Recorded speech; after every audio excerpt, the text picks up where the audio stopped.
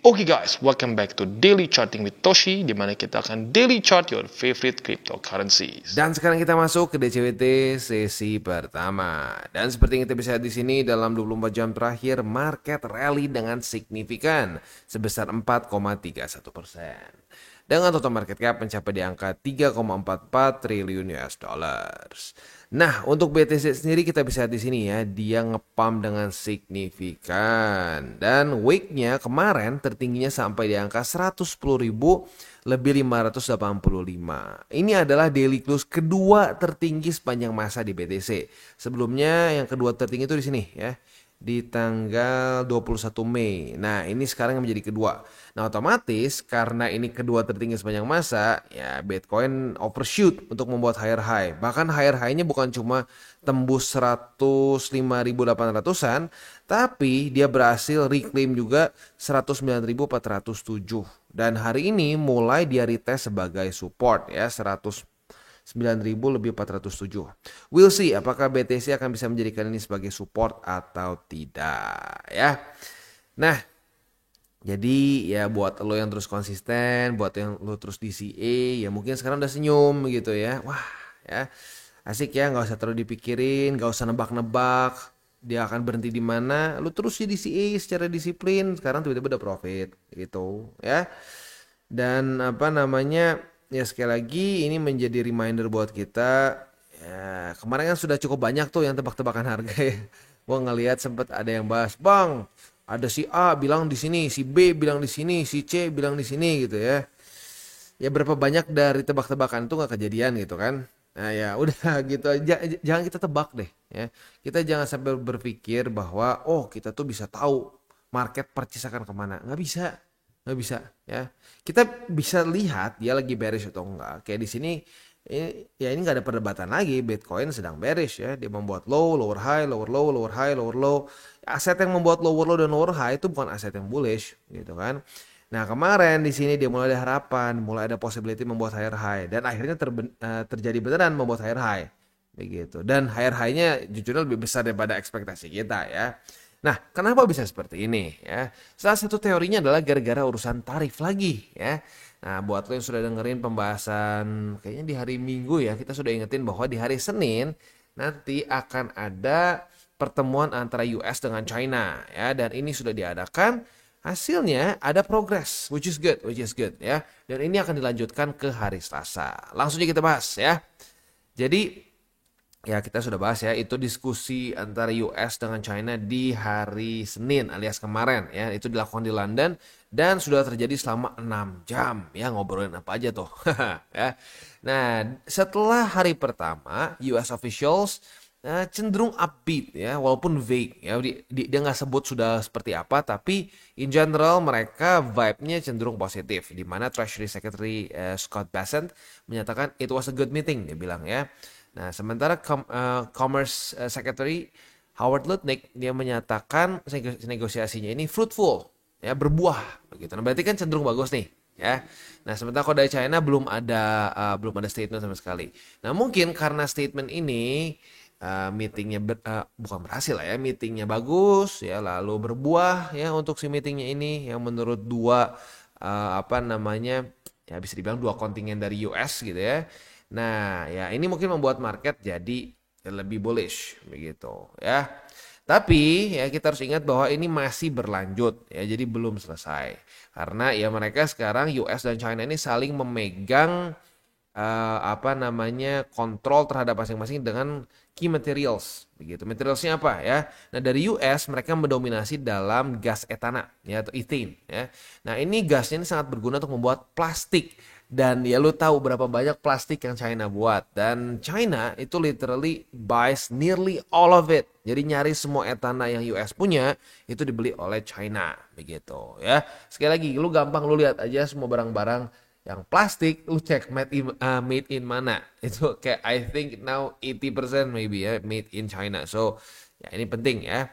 Nah, di waktu bersamaan China juga memiliki beberapa rare earth minerals ya yang krusial untuk membuat mobil dan banyak lagi. Ya, jadi mereka sama-sama memegang kartu truf nih. Gitu. Sama-sama kuat nih posisinya ya.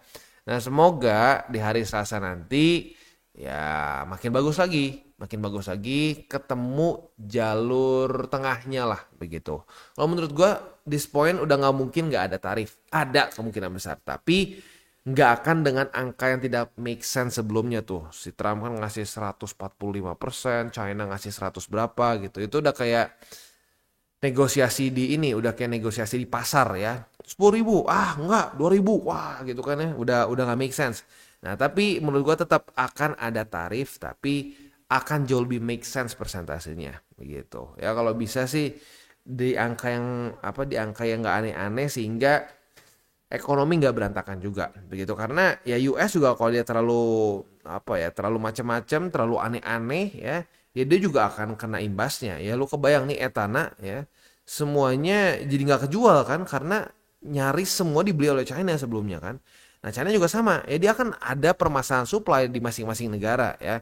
Di US akan kebanyakan etana, di China akan kebanyakan rare earth minerals begitu. Jadi ya semoga ketemu jalan tengahnya deh ya, karena kalau ketemu jalan tengahnya kita juga sebagai trader, sebagai investor itu akan lebih tenang karena akan berkurang dengan signifikan ketidakpastian di market begitu ya. Mungkin next ya untuk berita yang kita harus tunggu-tunggu lagi di kripto yang mungkin ada potensi bisa menggerakkan market lagi adalah ini ya, undang-undang mengenai stablecoin. Gue lupa apa act begitu ya. Nah itu kalau nggak salah hari Rabu ya. Cuman baik lagi itu kalau kayak gitu nggak ada keluar jam berapa gitu. Kayak ini juga kita nggak tahu keluar jam berapa kan. Tiba-tiba market boom gitu ya, rally gitu di kalau nggak salah kemarin tuh sore ya. Sore mendekati ke jam 6 atau jam berapa ya? Gue lupa. Ya pokoknya ya kalau news seperti ini kita nggak pernah bisa tunggu kan. Kalau economic calendar enak nih, kita tahu keluar jam berapa ya, jam setengah 8, jam berapa kita ingetin. Tapi kalau news kayak begini ya nggak bisa begitu ya. Kita satu-satunya cara ya ya udah ya, kita nikmatin saja gitu volatility-nya begitu ya. Oke, itulah kurang lebih ya penyebab utamanya. Economic calendar hari ini nggak ada apa-apa sesuai dengan pembahasan kemarin ya. Hari Selasa kita belum ada data penting. Tapi jangan lupa, jangan kebablasan nih. Hari Rabunya kita akan keluar core CPI dan CPI. Nah, ini CPI tentunya adalah data yang penting. Kenapa? Karena ini adalah data inflasi. Ya, nah inflasinya akan seperti apa nih ya. Dan ya kita sudah sering bahas lah ya. The Fed sekarang sedang sangat menyoroti data-data inflasi plus labor market. So, ya udah tinggal kita lihat saja nanti hasilnya seperti apa ya. Oke, balik lagi ke BTC. Untuk di weekly-nya gila sih ya. Ini di weekly-nya ya aduh jadi kayak sideways ya. Ya baik lagi sebenarnya kita mungkin saja bisa saja kita seperti di sini nih ya. Seperti di masa-masa sini nih, sideways gitu ya. Dan jujurnya kalau mau ngomong itu lebih itu lebih ideal ya, karena kalau sampai ya kita sudah bahas kan, kalau sampai BTC drop di bawah dari 100.000 itu kita bisa kehilangan momentum yang cukup signifikan gitu. Jadi ya cukup penting untuk BTC sebenarnya bertahan di atas 100.000. Nah, kalau sampai ini mengulang pattern seperti di Desember 2023, that's very good menurut gue ya, that's very good. So, ya we'll see apakah ini akan masih menjadi masa-masa konsolidasi bagi BTC ya. Ya jauh lebih ideal dibandingkan dengan ya drop begitu. Walaupun kita tahu ya ini sudah terbentuk bearish engulfing ya, tapi baik lagi bearish engulfing nggak selalu drop. Banyaknya sih drop ya. Kayak di sini engulfing drop ya. Ini engulfing yang mana lagi? Ini enggak nih. Ya ini enggak. Engulfing drop ya, engulfing drop. Nah, tapi ya di sini juga sama sih, ini juga ada engulfing di sini. Tapi ya udah, ujung-ujungnya bisa tetap naik kok. Begitu. Jadi ya ini memang pattern yang bearish. Kita nggak bisa pungkiri ini pattern yang bearish ya, dia membuat bearish engulfing seperti ini. Tapi pada faktanya juga ada contoh kok sebelumnya di mana dia bearish engulfing tapi tetap sideways. Ya, idealnya seperti ini, tapi kita harus persiapkan hati juga. Tetap ada potensi dia drop. Begitu ya. Semoga kalau lanjut drop nggak sampai di bawah dari 100.000, udah itu aja deh, simple ya. Selama BTC tidak weekly close dan daily close di bawah dari 100.000 akan cenderung aman. Karena lagi-lagi ini efek psikologis ya, kayak diskon ya. Lo ngelihat barang misalkan 10 juta, mahal 10 juta. Diubah harganya jadi 9.999.000. Di otak kita yang mungkin tidak terlatih awalnya akan berpikir bahwa ini 9 juta nih, 9 jutaan bukan 10. Nah, ya itu mirip kayak gitu lah. Kayak BTC saat dia drop di bawah dari 100.000, orang akan panik karena berpikir, wah udah nih BTC di bawah 100.000 bakal drop. Nah, akan ada efek domino begitu, which is not good. Itu sudah terjadi 2 kali sebelumnya ya. 2 kali sebelumnya nah kita ke daily dulu.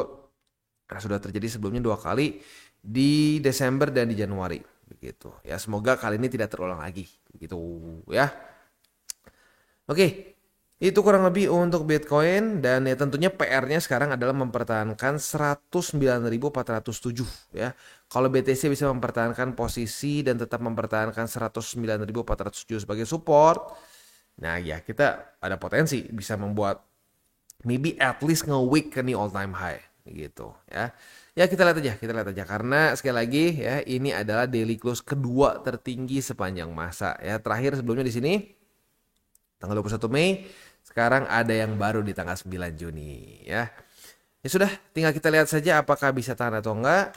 Next kita masuk ke BTC dulu. Untuk BTCD ya, untuk BTCD kita bisa lihat di sini kemarin daily close-nya masih di atas, atau lebih tepatnya jam 7 pagi tadi masih di atas dari 64,58. Nah, tinggal kita lihat apakah hari ini akan kembali daily close-nya di atas dari situ atau tidak ya. Tapi in general balance sheet-nya masih cenderung ya, trajektorinya masih terus drop gitu ya. So ya ingat aja maksimum 40% untuk altcoins begitu. Supaya apa? Supaya BTC-nya menjadi fondasi gitu. Saat kita kebanyakan alts gitu ya, kita kayak ngebangun rumah 3 tingkat pakai fondasi buat 1 ya.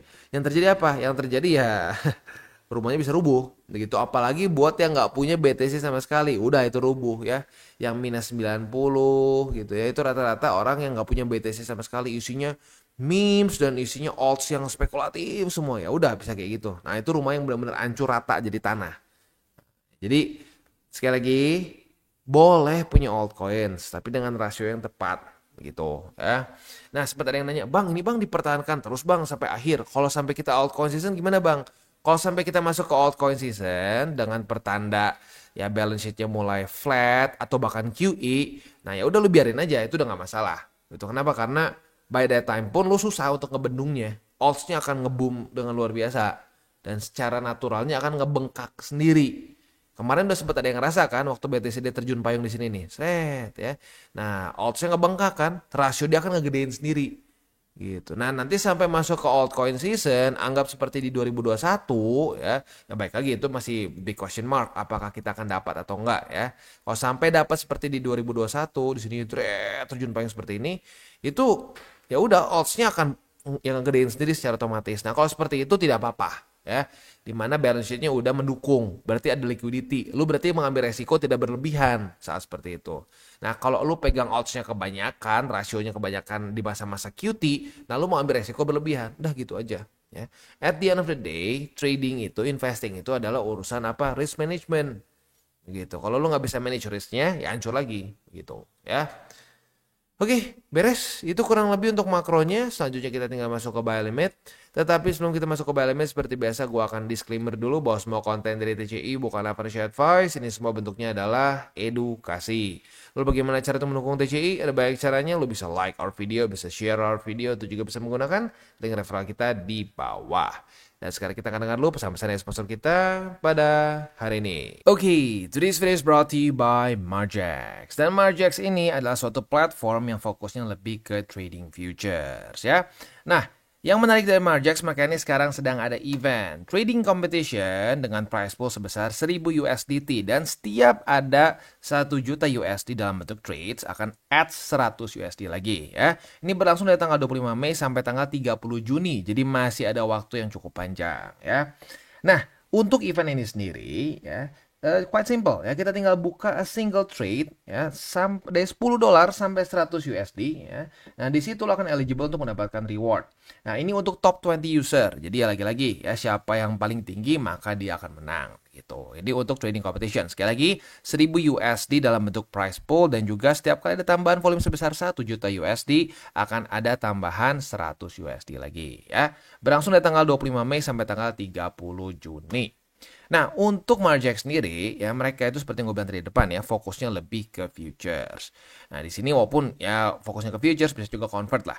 Untuk convertnya ini, lo bisa convert ke beberapa major cryptocurrencies ya. Kayak contoh, lo mau beli dari USD, misalkan mau ke mana? Ke BTC gitu. Nah, lo bisa beli gitu ya. Ke beberapa major cryptocurrency bisa ya. Nah, tapi baik lagi fokusnya lebih ke futures. Nah, selain itu juga buat lo yang mungkin memutuskan sudah ya lo pengen belilah beberapa major cryptocurrency di sini, jangan lupa di sini juga ada earn, ada staking ya. Nah, staking ini bisa lo manfaatkan untuk bisa mendapatkan yield dari kripto yang sudah lo akumulasi gitu ya. Nah, selain itu juga ya di sini kita ada copy trading. Nah, untuk copy trading ini ya tentunya buat orang-orang yang mungkin merasa, "Ah, Bang, gua udah coba trading sendiri nih, Bang, tapi mungkin gua ngerasa masih belum puas. Kayaknya ada orang lain lebih jago daripada gua." Nah, lu boleh lihat misalkan di sini ya. Lu bisa lihat dari misalkan ROI tertinggi, follower terbanyak, lalu equity mereka dan banyak lagi. Setelah itu lu bisa follow ya. Nah, itu sih kurang lebih ya untuk di Marjack. Sekali lagi, mereka eventnya itu masih berjalan cukup panjang ya sampai akhir Juni. Price poolnya sebesar 1000 USD dan ini diambil top 20 dari user yang mengikuti kompetisi ini ya.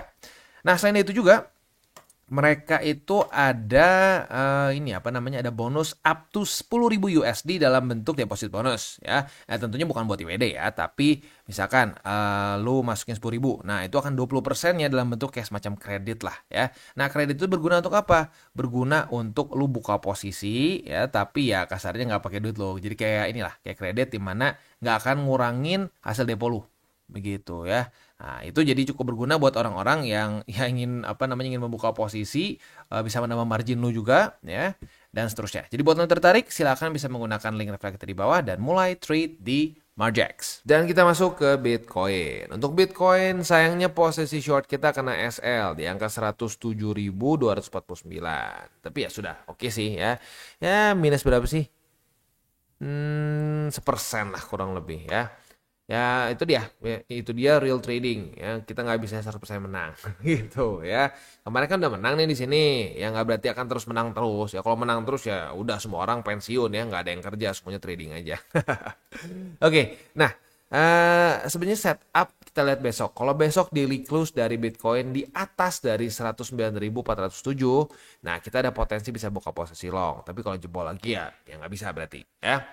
So udah, tinggal kita tunggu aja besok. Sekarang ke spot dulu aja. Untuk spotnya ada di angka 109.407 untuk buy limit pertama. Buy limit keduanya di angka 107.249. Dan yang ketiga di angka 106.238. Next kita masuk ke Ethereum. Untuk Ethereum kita bisa di sini juga tidak ada setup futures ya karena baru semuanya ditebas ya. Dia nebas 1 2 3 ya, 4 bahkan sama M20. 4 resisten dihajar dalam sehari ya. Ini ngepam berapa gue penasaran nih, kayaknya signifikan nih dari week ke week. Wow, 8,67% ya. Berbahagialah orang yang DCA begitu ya. Nah, untuk sekarang karena belum ada setup futures ya udah langsung aja ke spot. Untuk spotnya ada di EMA 200, lalu ada juga di angka 2619 dan di 2552 yang sedang confluence dengan MA20 di daily ya. Oke, itu kurang lebih untuk DCWT sesi pertama ini. Sebelum kita tutup, mungkin wejangannya adalah untuk ya ini lebih ke untuk para newbies ya. Untuk para newbies masih ada yang cukup banyak bertanya, "Bang, gimana Bang teknisnya A, B, C, D ya?" Bagus ya, berarti ada niat dan ada ketertarikan karena sebenarnya jujurnya gue mulai ngerti sih kenapa banyak orang yang mungkin ya berantakan gitu di kripto karena kebanyakan mungkin sebenarnya nggak terlalu tertarik sama ngelihat patterns, ngelihat chart, ngelihat apa data-data fundamental ya. Nah, itu sebenarnya kalau lo punya keinginan buat belajar itu udah bagus karena banyak orang yang tidak ingin seperti itu, cuma pengen tiba-tiba kaya aja. Nah, itu udah hancur tuh ya. Nah, buat lo yang tertarik untuk belajar TA, ya sebenarnya lo bisa cek sih dulu kita ada video-video yang membahas mengenai beberapa indikator begitu ya. Tapi in general kalau untuk cara gua sih lebih sukanya ya pakai struktur lalu moving average ya udah gitu aja sih sebenarnya simple banget gitu ya. Bahkan kadang-kadang banyak orang bilang wah terlalu simple gitu ya nggak apa-apa kalau gue sih udah nyaman seperti ini. Dulu juga gue udah pernah kok pakai indikator yang aneh-aneh gitu ya, tapi ujung-ujungnya gue lebih nyaman dengan indikator yang simple begitu ya. Nah, Tapi selain TA dan fundamental, mungkin kalau bisa gue sarankan satu hal ya untuk para newbies, mindset dulu ya. Karena gue udah pernah cerita dulu ya, gue ada seorang teman yang TA-nya tuh wah jauh lebih hebat lah daripada gue ya. Itu dia benar-benar semua indikator ngerti kayaknya. Tidak ada indikator yang kalau gue tanya tuh dia bengong gitu, nggak ada. Kayaknya indikator apapun ya, oh ya ini gini lah, cara pakainya kurang lebih seperti ini. Jadi dia bisa jelasin nyari semua TA, fundamental juga udah hatam ya. Wah, ini data tentang apa sih sebenarnya? Wah, dia bisa jelasin dengan detail ya, semuanya dengan otak aja sendiri gitu ya, nggak usah pakai baca-baca, cuma pakai otak gitu ya. Nah, tapi mindsetnya salah.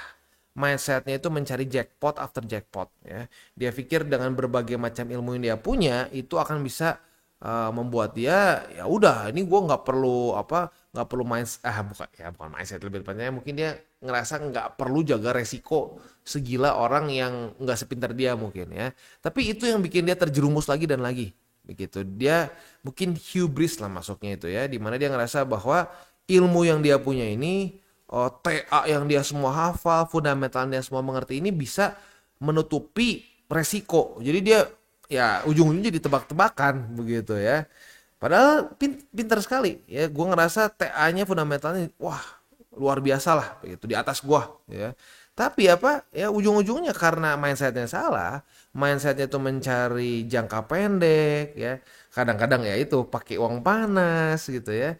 Jadi hidupnya tuh kayak roller coaster ya. Wah tiba-tiba kaya, tiba-tiba miskin, tiba-tiba kaya, tiba-tiba miskin begitu ya.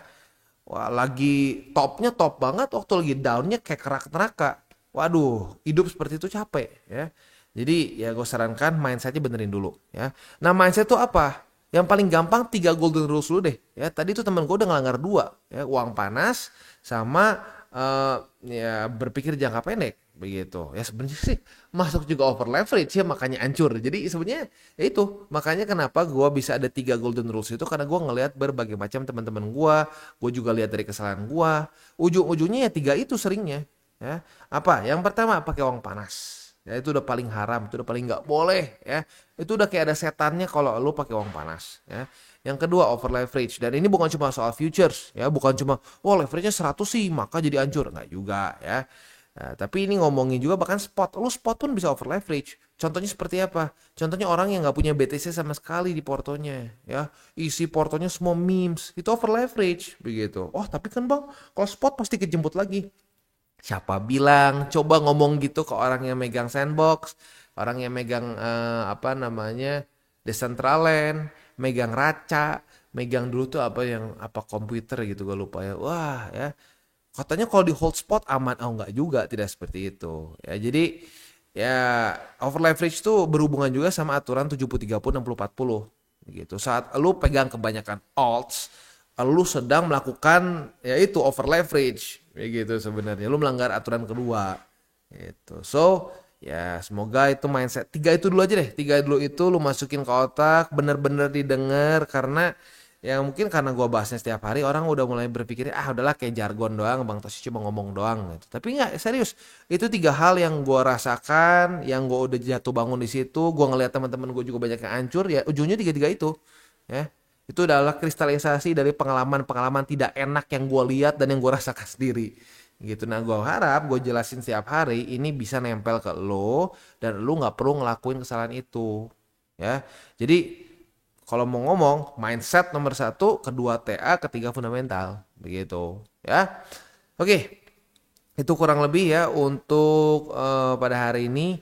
Dan ya mungkin satu lagi juga ya, ingat akan tetap banyak orang yang tebak-tebakan. Sebelumnya kan tebak-tebakan altcoin ya. Nah sekarang ada yang tebak-tebakan ini harus drop, ini harus pump ya. Kita nggak ada yang harus di market ya. Ingat, kita bukan yang punya market. Tugas kita bereaksi saja ya. Oke, tadi kan udah 3 golden rules. Sekarang kita tutup dengan salam tabur tuai. Ingat, apa yang lo tabur akan lo tuai. Jadi taburlah sebanyak mungkin hal baik. Oke guys, jadi itu adalah akhir dari segmen DCWT kita pada hari ini. Dan jangan lupa bagi kalian yang merasakan manfaat dari segmen ini, jangan lupa untuk share ke teman-teman kalian. Dan apabila lu pengen mensupport channel kita, ya TCI, jangan lupa untuk menggunakan link referral kita di bawah. Nggak wajib ya, tetapi apabila lu menggunakan link referral kita di bawah, ada macam-macam ya, dari Bybit, Huobi, Maxi, toko kripto, dan banyak lagi ya. Ya, walaupun nggak wajib, tapi kalau menggunakan link referral kita, lu secara langsung membantu perkembangan dari TCI. Dan satu lagi, jangan lupa juga untuk join Telegram group kita, di mana kita bisa ngobrol-ngobrol santai mengenai dunia cryptocurrency secara dua arah. So, jangan lupa untuk like, subscribe, click the bell icon, and see you on the next video.